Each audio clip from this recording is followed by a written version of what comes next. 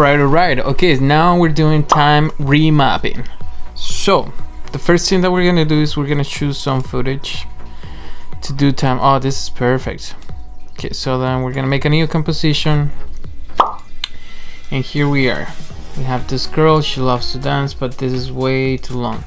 So we're probably just gonna leave it up to here. And then we're gonna extract to work area. Okay, cool, awesome. So then once we have here, we're gonna just let it run there.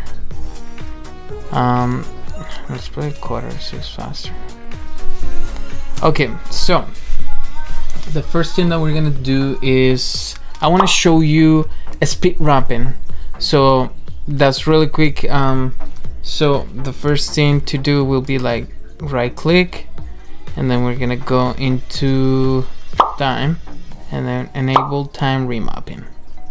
Okay, so once you have time remap, basically you're gonna put a keyframe, whatever you want, and then we want to make it faster here. Another keyframe, and then another keyframe right here.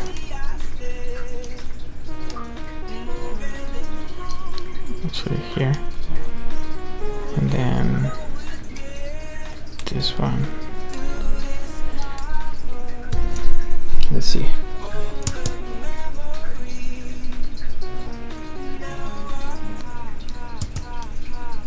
Let's play faster here.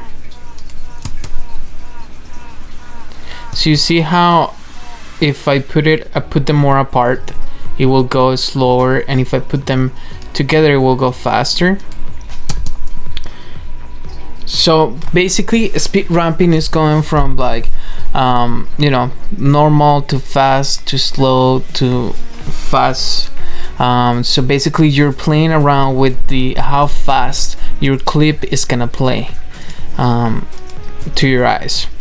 So yeah, so this is a way of doing speed ramping in After Effects. Sometimes you have some footage that you want to make it more smoother, and you want to make it slow motion, but when you capture the footage, let's say you filmed at 24 frames per second and you're trying to slow it down, so it's gonna look choppy and it's not gonna look smooth like like we're seeing right now, because it's a playback. It looks really choppy. But if we're not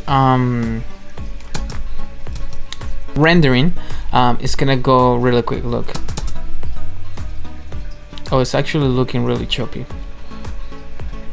So a way to fix this, I'm gonna show you. We're gonna come here, right click, and we're gonna come into time, and then we're gonna do time stretch.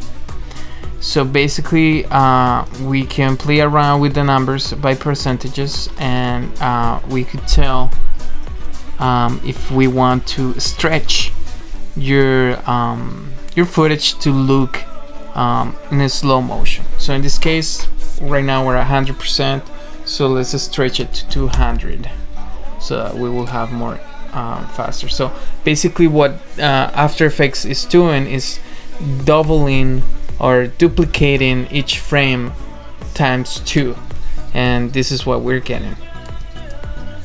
So now it's gonna be even more slower now, because we have the time remap here.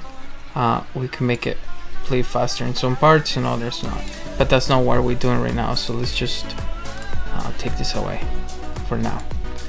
Okay, so you see it's looking really choppy and everything. So if we come here and we pressed blending, so this is kind of like a blend switch.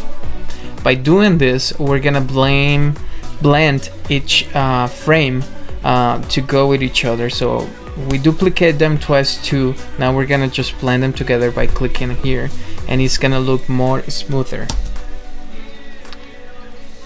You see it's not looking that choppy, but it kind of blends a little bit more, and you can see that it's not as bad. This is as far as we can go for now because we're just doing basics. So I mean, if you want to stretch it and blend it all together so it looks a little bit more slow in motion, then it's good. And then if we play it and we render it,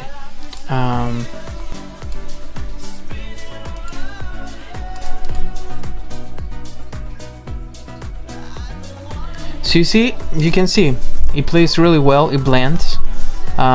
So the idea is, sometimes we made the mistake of filming in the frame rate that is incorrect for you to do slow motion, which is 60 frames per second or 120 frames per second, which is the standard for slow motion. Sometimes you can go even higher, but most of the cameras, those are kind of like the standard where you can do a little bit of, a smooth slow motion. Then sometimes we missed it, and sometimes when we're filming we forget to put the frame rate to be higher, so we get more frame rate, so it will look more smoother.